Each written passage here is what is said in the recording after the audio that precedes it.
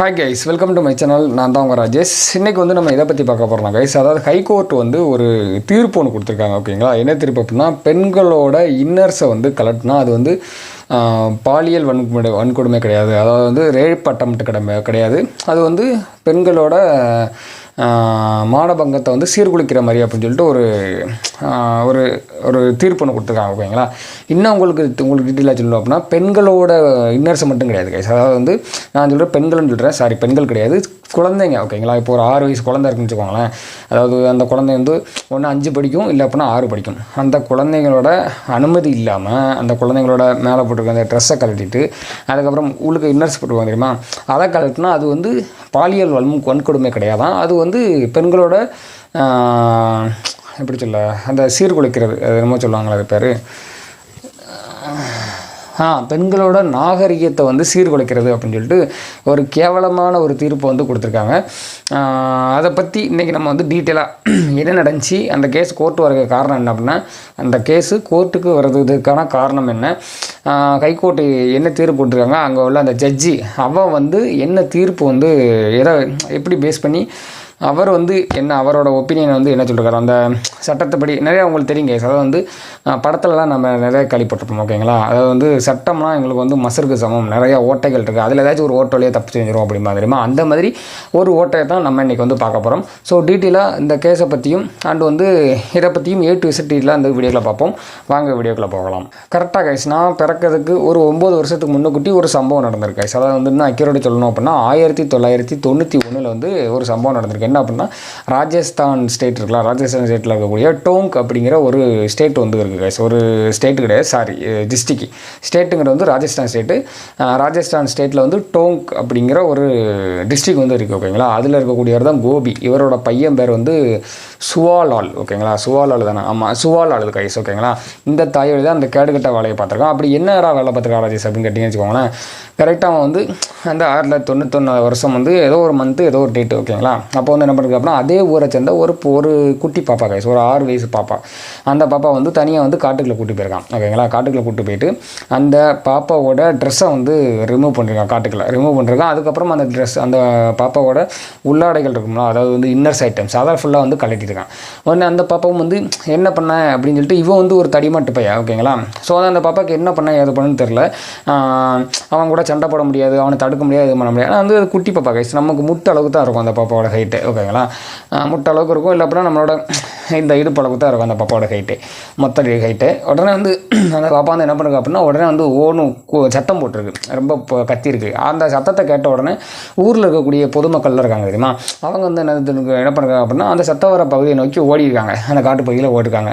மக்கள் வந்து ஊர் மக்கள்லாம் வந்து ஓடி வரதை பார்த்துட்டு அந்த ஒரு தாயல் இருக்கான் தெரியுமா, அந்த ஒரு காமவெறி பிடிச்சவன் சுவாலால், அவன் வந்து என்ன பண்ணுறான் அப்படின்னா, மக்கள்லாம் வராங்க, நம்மளை எப்படி அடிச்சிருவாங்க அப்படின்னு சொல்லிட்டு என்ன பண்ணுறா அப்படின்னா, அந்த காட்டை விட்டு ஓடி போயிட்டாங்க. ஓகேங்களா, உடனே வந்து பொதுமக்களும் அந்த பாப்பாவுக்கு வந்து ட்ரெஸ்லாம் போட்டு திரும்ப வந்து அவங்க வீட்டுக்கே வந்து கொண்டு வந்து விட்டுட்டாங்க. இந்த நியூஸ் வந்து ஊர் பொதுமக்களுக்கே தெரியும் கைஸ். ஓகேங்களா, ஆனால் அவங்க தான் வந்து அந்த குழந்தைய வந்து காப்பாற்றிருக்காங்க. உடனே வந்து போலீஸ் ஸ்டேஷனுக்கும் நியூஸ் போயிருக்கு. அவங்களோட அப்பா அம்மாவும் வந்து அந்த சின்ன பாப்பாவோட அப்பா அம்மாவும் லோக்கல் போலீஸ் ஸ்டேஷனில் வந்து கம்ப்ளைண்ட் பண்ணிருக்காங்க. உடனே போலீஸ்காரங்களும் வந்து அவனை வலைவீசி தேடி யார் என்னன்னு கண்டுபிடிச்சி வலைவீசி தேடி தூக்கிட்டு போய் கோர்ட்டில் வந்து கேஸும் நடத்திருக்காங்க. அவங்க மேலே கேஸு எஃப்ஐஆர் பண்ணி கேஸும் நடத்திருக்காங்க.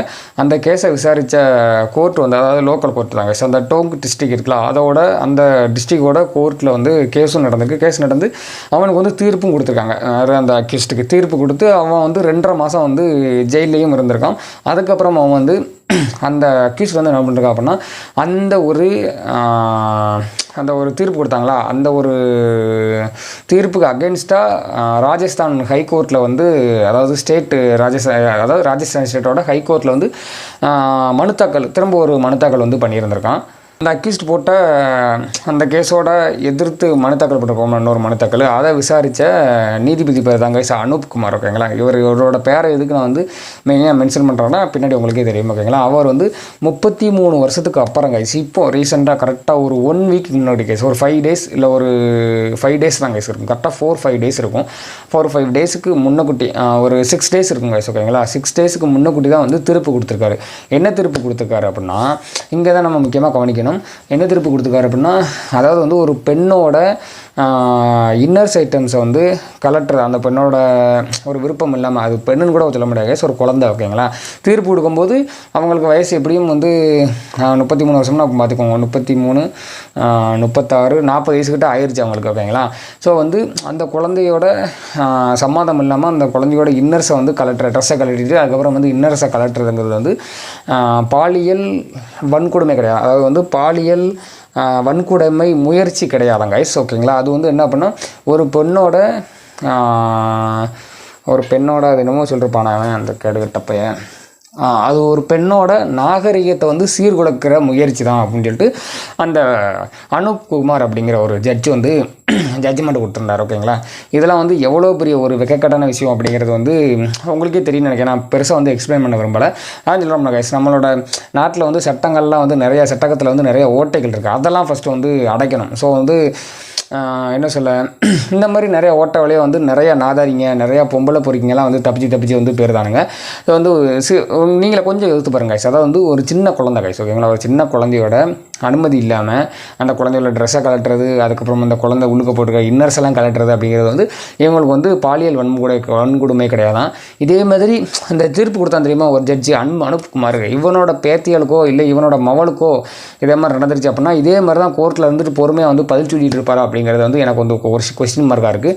இதோட ஹைலைட்ஸ் என்ன அப்படின்னா, இது மட்டும் சொன்னது இல்லாமல் இன்னொரு விஷயமும் வந்து அந்த ஜட்ஜி வந்து சொல்லியிருக்காரு. அதையும் இப்போ நான் சொல்கிறேன். குழந்தையோட இன்னர்ஸை வந்து கலட்டி நிர்வாணப்படுத்துறது வந்து ரேப் செக்ஷன், அதாவது கைஸ் ரேப் செக்ஷன், இந்திய தண்டனை சட்டம் பிரிவு 376 அண்டு பிரிவு 511 கீழே வந்து வராதாங்க கைஸ். இது வந்து ரேப்புனா அக்யூஸ்ட் வந்து ட்ரெஸ்ஸு அண்டு வந்து அதாவது பாதிக்கப்பட்ட, அது வந்து குழந்தையாக இருக்கலாம் இல்லை அப்படின்னா பெண்ணாக இருக்கலாம், அவங்க அதை தான் கைஸ் மெயினாக சொல்கிறாங்க, ஓகேங்களா. அக்யூஸ்ட் வந்து ட்ரெஸ்ஸு அண்டு இன்னர்ஸை கலெக்டரை தாண்டி வேறு ஏதாச்சும் வந்து பண்ணியிருந்தால் மட்டும்தான் அது வந்து ரேப் கேஸில் வந்து வருமா, அதாவது வந்து ரேப் அட்டம்ப்ட்டு இல்லை அப்படின்னா ரேப்பில் வந்து வருமா. இந்த கேஸில் வந்து அந்த மாதிரி எதுவுமே வந்து நடக்காதனால இந்திய தண்டனை சட்டம் வந்து 354வது செக்ஷன் படி ஒரு பெண்ணோட நாகரிகத்தை அப்படி சொன்ன தெரியுமா, ஒரு பெண்ணோட நாகரிகத்தை மீறுதல் கேஸ் படி தான் வந்து தண்டனை கொடுக்கணும். ஸோ வந்து அக்யூஸ்டுக்கு இதுக்கு முன்னாடி வந்து ரேப் கேஸில் தான் வந்து உள்ளுக்க போட்டிருப்பாங்க. ஸோ வந்து அந்த போட்ட ரேப் முயற்சி, அந்த ரேப் கேஸ் போட்டிருப்பாங்க தெரியுமா, அந்த ரேப் முயற்சி கேஸை வந்து ரத்து பண்ணி மானபங்க செயலுக்கான பிரிவில் தான் வந்து கேஸ் போடணும் அப்படின்னு சொல்லிட்டு வந்து ஆர்டரும் போட்டிருக்காங்க, ஓகேங்களா. ஸோ வந்து எந்த மாதிரி ஒரு கீழ்த்தனமான ஒரு நாட்டில் வந்து நம்ம இருக்கோம் அப்படிங்கிறத வந்து இந்த கேஸ் மூலியமாக வந்து நம்ம வந்து சுத்தமாக ஒரு அப்பட்டமாக வந்து தெரிஞ்சுக்கலாம், ஓகேங்களா. அதாவது வந்து எனக்கு தெரிஞ்சு வந்து அவன் குடும்பத்தில் அந்த ஜட்ஜ்மெண்ட் கொடுத்தாங்க தெரியுமா, அவன் குடும்பத்தில் யாராச்சும் ஒருத்தங்க வந்து யாராச்சும் ஒரு பெண் இருக்கலாம், அவங்களுக்கு இந்த மாதிரி நடந்திருந்தால் தான் அப்போது இவன் அதே ஜட்ஜாக இருந்திருக்கணும். இருந்தால் அப்படின்னா என்னோட குழந்தைய வந்து நீங்கள் வந்து ட்ரெஸ்ஸை கழட்டினதுக்கப்புறம் அதையும் தாண்டி வேறு ஏதாச்சும் பண்ணியிருந்தீங்க அப்படின்னா தான் நான் உங்களுக்கு வந்து தண்டனை கொடுக்க முடியும், இல்லை அப்படின்னா அது அந்த ரேப் செக்ஷன் வந்து தண்டனை கொடுக்க முடியாது அப்படின்னு சொல்லி இவன் வாயால் சொல்லணும். அப்படி தான் வந்து அது அப்போ தான் அதோட வழி என்னன்னு தெரியும். ஏன்னா கொஞ்சம் யோசித்து பாருங்கள், அந்த பாதிக்கப்பட்ட பெண்ணு இருப்பாங்க தெரியுமா, விக்டிம் இருப்பாங்களா, அவங்கள பற்றி கொஞ்சம் யோசித்து பாருங்கள். அவங்களுக்கு 6 வயசில் நடந்தது, 40 வயசில் தான் வந்து தீர்ப்பு வந்திருக்கு. ஸோ வந்து அந்த தீர்ப்பு வந்து அவங்களுக்கு வந்து நியாயமாக வந்திருந்தால் கூட அவங்க வந்து மனசு தேர்த்திருப்பாங்க. ஸோ வந்து இந்த மாதிரி ஒரு தீர்ப்பு கொடுத்துருந்தாங்க அப்படின்னா அவங்க எந்த அளவுக்கு வந்து கஷ்டப்பட்டுருப்பாங்க அப்படின்னு சொல்லிட்டு கொஞ்சம் யோசித்து பாருங்கள். நம்ம வீட்டு பிள்ளையாக இருந்தால் எந்த அளவுக்கு நம்ம கஷ்டப்பட்டிருப்போம், அந்த பிள்ளை கஷ்டப்பட்டிருப்பாங்க, அதே மாதிரி தான் அவங்களும் வந்து கஷ்டப்பட்டிருப்பாங்க. ஸோ வந்து இதெல்லாம் வந்து மாற்றணும் அப்படின்னா ஒரு நல்ல ஒரு கவர்மெண்ட் வரணும், அண்ட் வந்து நல்ல ஒரு பிஎம் கிடைக்கணும். அதுக்காண்டி நான் வந்து இப்போ இருக்க பிஎம் வந்து தப்பு சொல்கிறேன்னு நினைக்காங்க, ஓப்பனாக சொல்கிறேன், உண்மையிலே அவர் வந்து என்ன சொல்லணும்னு எனக்கே தெரில.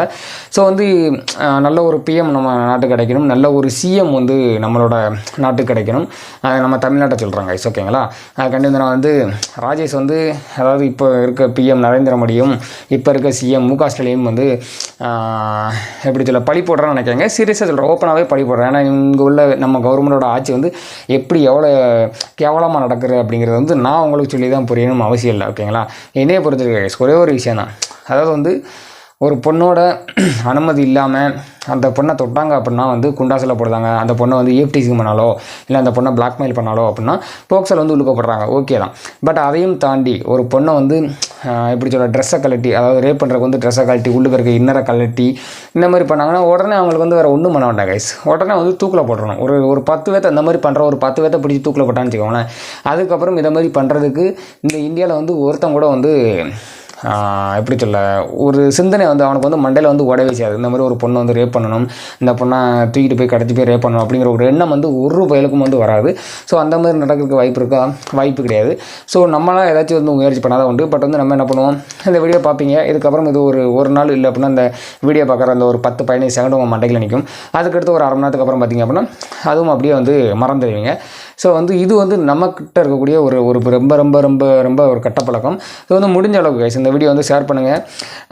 நம்ம இந்த ஒரு வீடியோவில் நம்ம சேனல் ஆல்ரெடியே வந்து ஒரு ஒஸ்ட்டு சேனல் தான். ஸோ இருந்தாலும் வந்து முடிஞ்ச அளவுக்கு ஷேர் பண்ணுங்கள். ஒன்றும் நடக்காதுன்னு தெரியும், இருந்தாலும் வந்து ஏதாச்சும் ஒரு மேஜிக் நடந்தால், ஏதாச்சும் ஒரு இது நடந்தால் வந்து எனக்கு ரொம்ப ரொம்ப சந்தோஷமாக இருக்கும்.